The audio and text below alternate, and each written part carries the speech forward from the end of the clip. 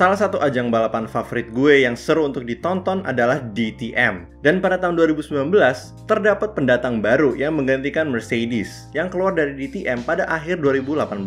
Pendatang baru ini adalah Aston Martin. Mereka datang dengan 4 mobil Aston Martin Vantage dan dikemudikan oleh 4 pembalap yang gak kalah kerennya, yaitu Daniel Juncadella, Ferdinand Habsburg, Paul di Resta, dan Jake Dennis. Tapi sayangnya, Aston Martin cuma bersaing di 2019 dan langsung cabut dari DTM karena hasilnya yang buruk. Akhirnya gue jadi bertanya, kenapa Aston Martin gagal di DTM? Itu yang akan gue coba jawab di video kali ini. Nah, Aston Martin, seperti yang tadi gue bilang, datang ke DTM pada tahun 2019. Tapi yang membuat mobilnya dan menjalankan operasi balapannya bukan Aston Martin, melainkan sebuah tim privat dari Swiss yang bernama R Motorsport, yang bekerja sama dengan HWA dengan membentuk joint venture bernama Vynamic.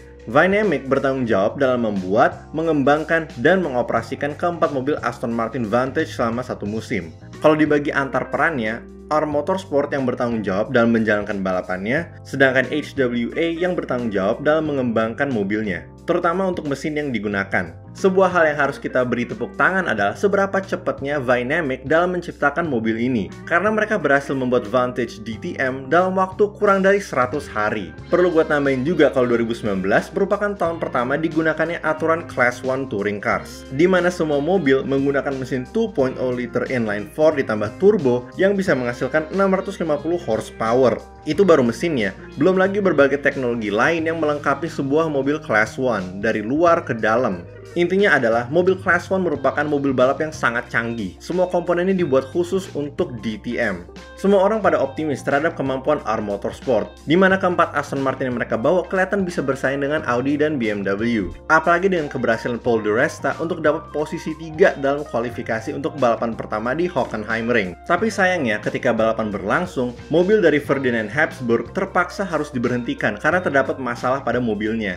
Dan hal itu terjadi pada lap kedua dari balapan ini. Kemudian di lap 18, Paul di Resta menjadi pengemudi Aston Martin kedua yang terpaksa harus berhenti karena terdapat masalah juga pada mobilnya. Sebenarnya sih wajar kalau mereka mengalami berbagai masalah teknis di balapan pertama, karena ini merupakan pertama kalinya digunakan Class 1 Touring Cars. Tentu perlu ada penyesuaian, apalagi buat R Motorsport yang merupakan tim privat dan pertama kali balapan di DTM. Tapi hasil yang mengecewakan terus dialami oleh tim ini sampai akhir musim 2019.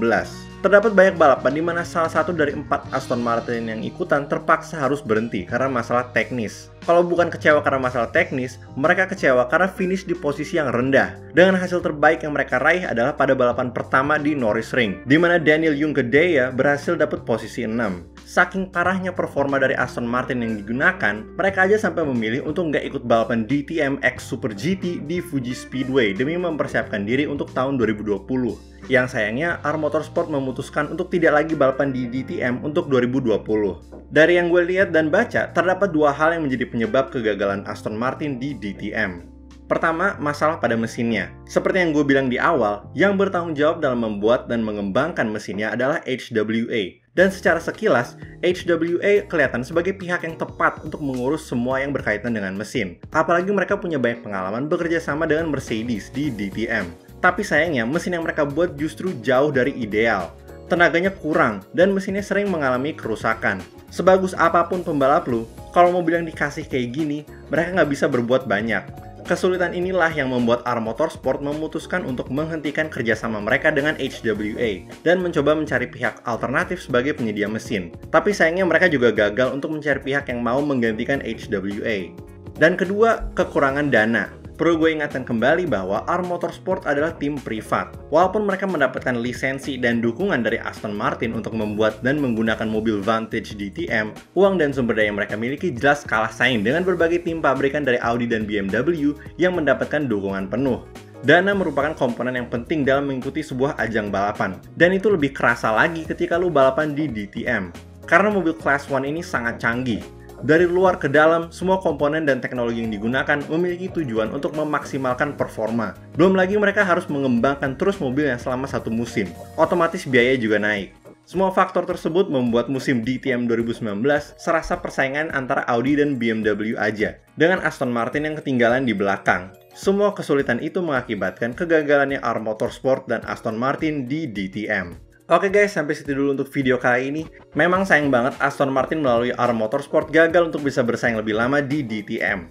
Apalagi ini merupakan tahun pertama dari digunakannya Class 1 Touring Cars. Walaupun memang Class 1 Touring Cars cuma dipakai sampai 2020. Tapi menurut gue pribadi, walaupun mobil Aston Martin Vantage DTM gak sehebat dengan saingannya, ini tetap merupakan mobil balap yang keren. Jadi gimana pendapat kalian tentang kegagalan Aston Martin di DTM? Apakah menurut kalian Aston Martin bisa terus bersaing kalau yang menjalankannya adalah tim pabrikan dibanding sebuah tim privat kayak ARM Motorsport?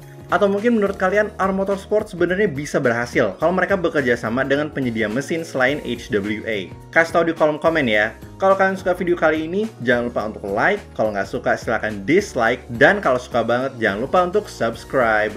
Makasih banyak guys!